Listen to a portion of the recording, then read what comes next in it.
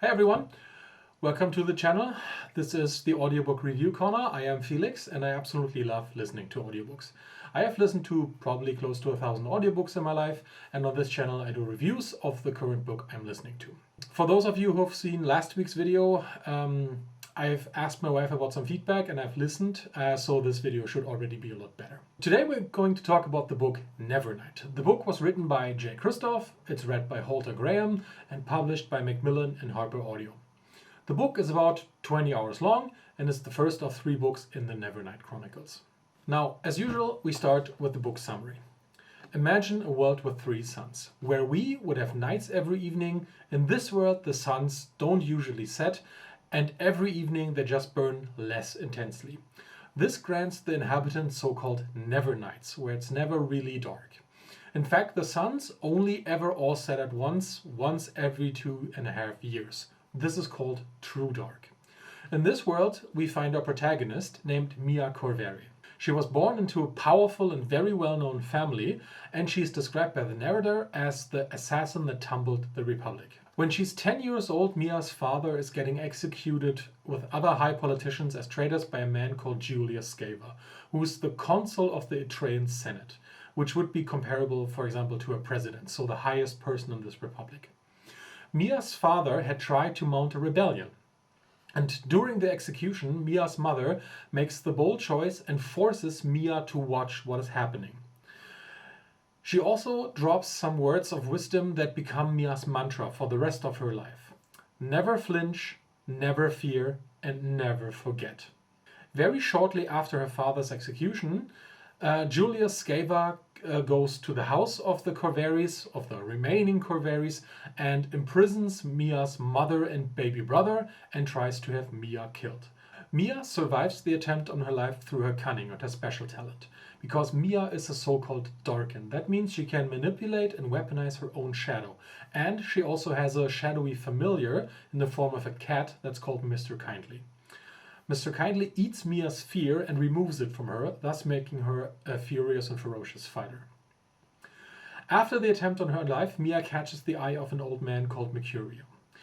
He gives her the possibility to take revenge on Julius Caesar because Mercurio is an assassin and gives Mia a basic training, to which she takes quite easily due to her lust for revenge and her lack of other options for survival.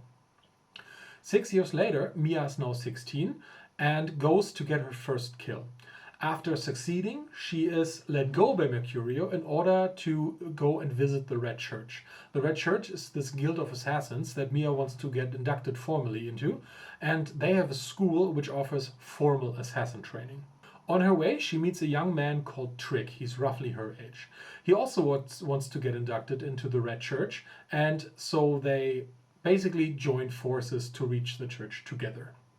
On their way, they also meet a servant of the Red Church who's not really an acolyte like Mia and Trick, but rather a servant. And those 3 have an adventure together and then reach the Red Church. After they make it to the Red Church, Mia and Trick begin their assassin training, and this is where I will have to leave it off because I would venture into spoiler territory and I don't want to do this in this book. If this interests you, I recommend listening to the audiobook or reading the book so you can get the actual story. Let's move on to the book's critique, or the story critique. I really like this story. As you'll see in the future, I am quite partial to fantasy books. And the author, Jay Kristoff, has clearly done his homework and took inspiration from great sources while weaving them together into something that we haven't quite seen before. This dark fantasy, this book is, it's not for young adults, it's rather for full-grown adults. The material is quite heavy, it's brutal, for example, it's also some sexual in some points. So this isn't meant for the younger audiences. But I really like that. I think Kristoff has gotten only inspiration. He didn't steal stuff from other authors. And he does put in a lot of work into the point where this book truly shines, which is the world building. The world described by this narrator is something that you can picture immediately, and it feels real in the sense that there are enough small details and tangents in the story that the puzzle pieces fall into place and the world just makes sense to you as the listener. and you just start to understand it. It's like looking at a painting where you can keep looking closer and finding smaller details. But the book isn't without flaws. The story relies a lot on tropes that we've seen before. For example, the girl witnessing her father's execution and then becoming an assassin to get revenge has been done by Game of Thrones, for example, or if you want the book versions, the series A Song of Ice and Fire. Someone manipulating and weaponizing their shadow is also not new, and we have seen this, for example, in Shadow and Bone. And two people of opposite genders, Trick and Mia, they're coming together by chance and then follow a common goal and maybe become more than friends in the future, has been a cornerstone of romantic comedies and novels for decades now. And there are more examples. Also, the book is a bit too long. I think some entire chapters could have been scrapped without losing anything in the actual process for this book. If you've listened to the book, specifically, I mean, for example, the scene where they go to God's grave for the second time and they attend this lavish party where Mia and Trick dance. I think this adds nothing to the story, really. The next part we will talk about is the characters. And it's a bit hard for me to talk about the characters because most of the important ones that I would actually like to talk about are so far into the story that I would have to venture into spoiler territory, which I don't want to do.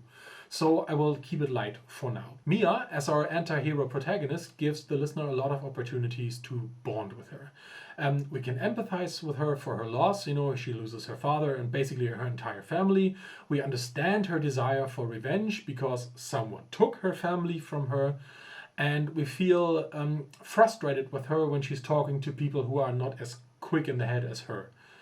I particularly like Mia's wit. She's quick on her feet, and not just in a fight, but also in her mind. But speaking of fights, she's a terrific fighter too. But she also has flaws to overcome, like any good hero or heroine. For example, her lack of fear can easily be turned into arrogance. During her first fighting lesson in the Red Church, Shahid, that's basically a master or a teacher, offers a challenge for any student to land a hit on them. And Mia uses her Darkin ability to cheat after several students have tried and failed. But she, of course, gets caught. She does break the Shahid's defenses, but he sees right through her and punishes her severely. And this wouldn't have happened if Mia would just have kept her mouth shut, but she was overconfident to her lack of fear.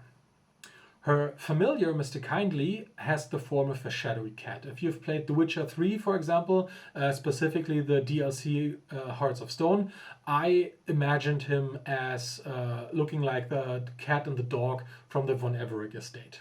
Mr. Kindly is also a bit of a smartass and likes to banter with Mia. And since he eats her fear, he's integral to Mia's capabilities as a Darkin. But he's way more than that too. For example, they are good friends, he helps her to make plans in some situation, he gives general counsel, and is basically her cornerman. And she also has the ability to ask him to remove himself from her and, for example, observe a situation where Mia isn't. So he's her eyes away from her own eyes. The most important male character in this book is Trick. He's a tall and strong young man who's of mixed heritage. He's half Etrian and half something else. He's described as being very, very beautiful, but having tribal tattoos all over his face, which absolutely everyone but him finds incredibly ugly. He is Mia's reluctant companion at first because they have a common goal, then they become friends, and then maybe more along the way, and he saves her life on more than one occasion. He has also a very compatible skill set with Mia because both of them have skills that the other one lacks. For example, Mia is very smart and very quick in her head, but she lacks physical strength, which Trick has, and they complement each other, specifically in the poison classes. He is much harder to identify with than Mia though, because he speaks way less than Mia, but he's a badass and a fierce fighter, and he is actually kind of cool, and his chemistry with Mia is undeniable. I would really like to talk more about characters like Nave, whom I've mentioned before, and for example Ash, who's another acolyte of the Red Church, but this would make this video much too long and would venture quite far into spoiler territory, which I don't want to do. So I will have to do this in the future books, because there's 2 more books in this series. And the future reviews will probably contain at least a few spoilers for the first book. Now, let's get to the acting.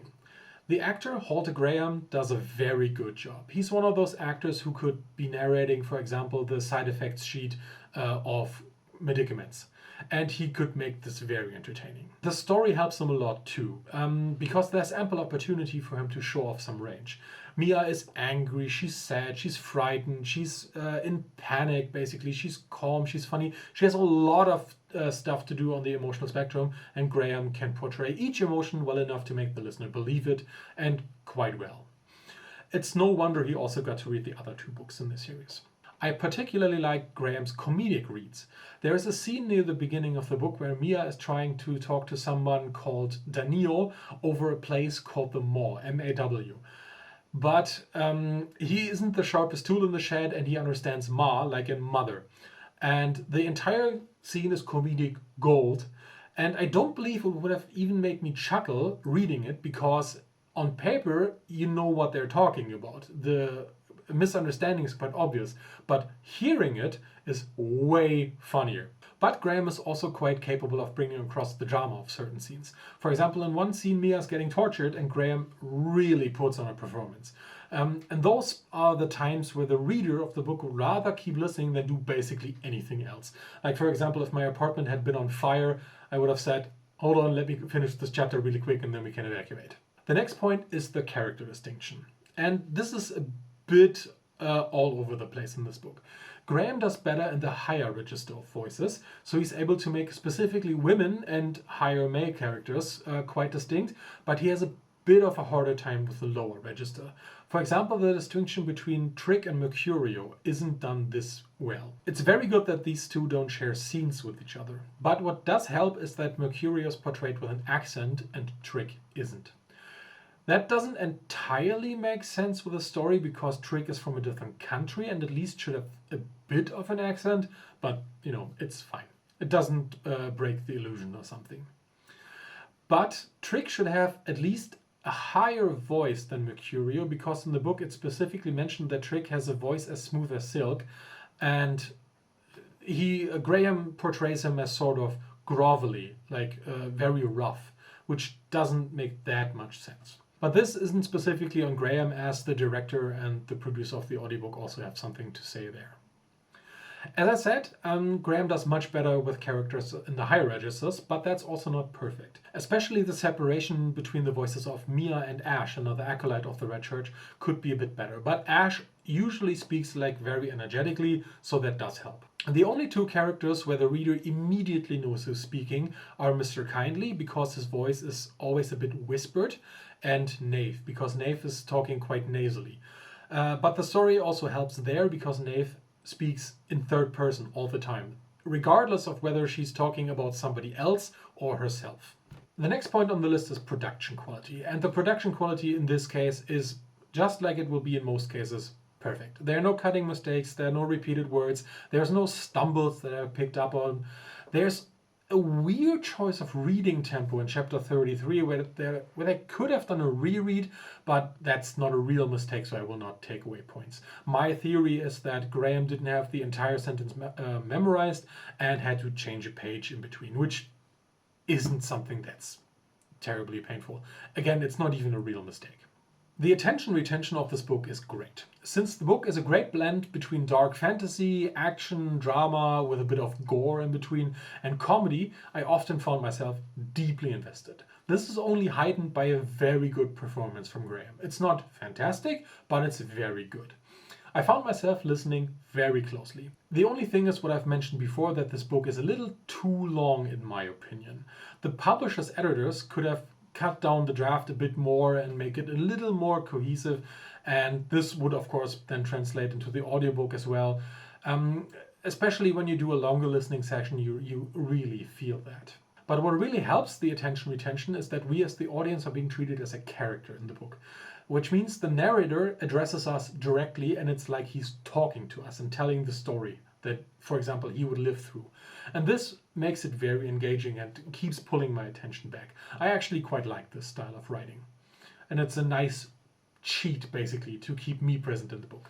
For some loose thoughts, this book is a very nice demonstration of the more modern and condensed versions of the hero's journey. This makes the story catching and the main structure familiar to us. This is neither good nor bad. What I mean by this is that the concept of the hero's journey is pretty much timeless, or at least it will be timeless for quite a while. Humanity will always find stories interesting that are written in this case. The drawback of that is that it can seem that the story is kind of predictable in some points, but that's not a huge downfall in this case. Aside from that, I don't really have loose thoughts about this book. I just feel a lot of excitement for listening to the books 2 and 3. This is also quite clear in my memory because I've listened to this book about 3 years ago already, and I distinctly remember it being the same thing back then. Which also means the re-listening chance of this book is reasonably high. The combination of the storytelling and the world building and the acting is quite entertaining, and I think definitely worth a revisit in a few years once I've re-forgotten the points of the book that are detail-laden. As I said before, I listened to the book about 3 years ago and I already forgot a lot of that, so I think in like 4 or 5 years I could probably listen to it again and be quite entertained again. Now, let's talk about the overall scores of this book. The story will get 7 points from me. It is interesting, but it gets demerits for relying a little too heavily on tropes that we've seen before, sometimes better. The acting by Holter Graham I will give 8 points. He shines in the actual acting and narration and breathes life into the story, heightening it from the pages immensely, but the character separation isn't as good as it could be. As mentioned before, the production of this book is perfect and I will give 10 points too, which is actually quite impressive considering this book is 20 hours long and I haven't picked up on a single mistake. The attention retention of this book I will mark with 8 points. If the audiobook would get something like a second edition and they would cut down a little bit of it, this could feasibly even go up to 10 points in the future, but we have to rank what's here. Applying the formula for the weighted overall scores, this means the book gets 7.9 points out of possible 10. That means it gets a rating of a solid recommendation. So if you're looking for a new dark fantasy audiobook for a little older audiences, you won't be disappointed. There we go, another review under the belt. If you have feedback about this review, please let me know in the comments what I can improve in the future. We can also discuss the book if you like. Let me know if you agree or disagree with my review and if you like the book. I will review the other 2 parts of the series as well in the future, but not in the near future because I have so many other books to go through. Thank you for watching, have a great day, and keep your ears open for a good book. Bye!